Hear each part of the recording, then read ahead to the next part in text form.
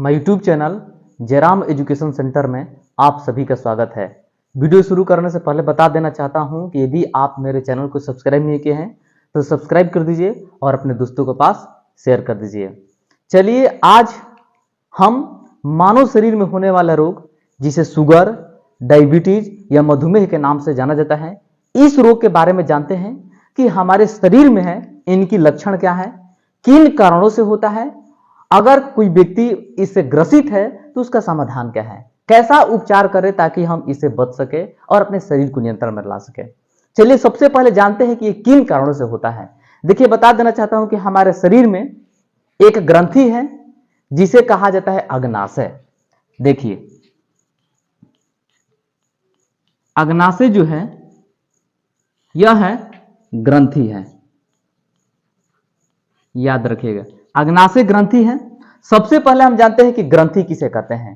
तो एक बात याद रखना कि हमारे शरीर का वैसा अंग, हमारे शरीर का वैसा अंग जहां से एंजाइम, हार्मोन और रस का स्राव होता है उसे हम ग्रंथि कहते हैं। हमारे शरीर में वैसा अंग जहां से एंजाइम, हार्मोन और रस का स्राव होता है, तीनों का, उसे हम ग्रंथि कहते हैं। आप देखेंगे सबसे पहले जानते हैं कि हमारे शरीर की जो ग्रंथि है, मानव शरीर के सबसे बड़ी और सबसे छोटी ग्रंथि कौन सी है। तो याद रखना मानव शरीर की जो सबसे बड़ी ग्रंथि है उसे कहा जाता है यकृत। याद रखना ये जो है हमारे शरीर की सबसे बड़ी ग्रंथि है जिसे यकृत कहा जाता है, जिसे लीवर या जिगर के नाम से जानता है। मानव शरीर की सबसे बड़ी ग्रंथि कौन सी है, तो यकृत या लीवर जिसे जिगर कहा जाता है, ये हमारे शरीर की सबसे बड़ी ग्रंथि है। और जो छोटी ग्रंथि है उसे कहा जाता है पीयूष, पीयूष या मास्टर या पिट्यूटरी, तीन नामों से इसे जाने जाते हैं। इसे हम कहते हैं सबसे छोटी ग्रंथि। हमारे शरीर की जो सबसे छोटी ग्रंथि है जो मस्तिष्क में स्थित है उसे कहा जाता है पीयूष, पिट्यूटरी या मास्टर ग्रंथि के नाम से आता है।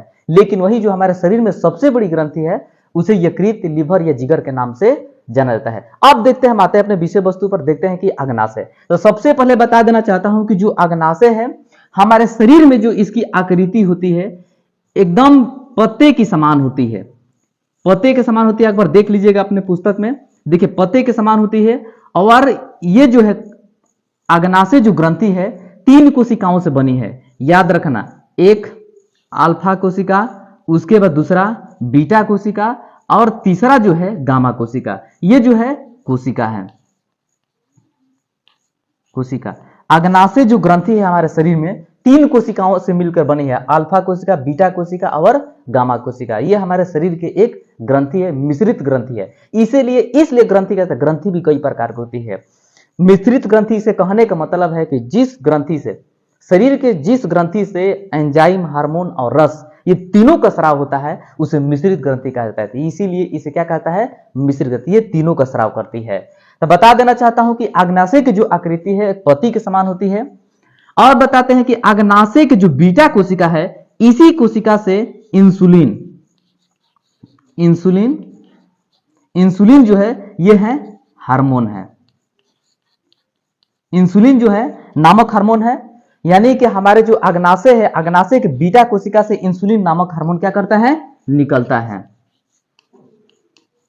इंसुलिन नामक हार्मोन निकलता है। अगर इंसुलिन की कमी हुई, अगर इसे इंसुलिन निकलना बंद कर दे तो हमारे शरीर में जो ग्लूकोज है, ग्लूकोज का सूत्र होता है C6H12, उसके बाद O6 होता है। ग्लूकोज का सूत्र होता है रासायनिक सूत्र। जब हमारे शरीर में जो अग्नाशय ग्रंथि है अगर उस ग्रंथि से इंसुलिन नामक हार्मोन निकलना बंद कर दे तो हमारे शरीर में चारों तरफ से फैल जाता है क्या, ग्लूकोज। ग्लूकोज चारों तरफ क्या होता है, फैल जाता है। ग्लूकोज यानी कि चीनी। जब शरीर में हमको चारों तरफ, जो हमारे शरीर में जब ग्लूकोज की मात्रा चारों तरफ फैल जाती है तब ये जो है नामक बीमारी होती है। कौन सा, शुगर, मधुमेह और डायबिटीज।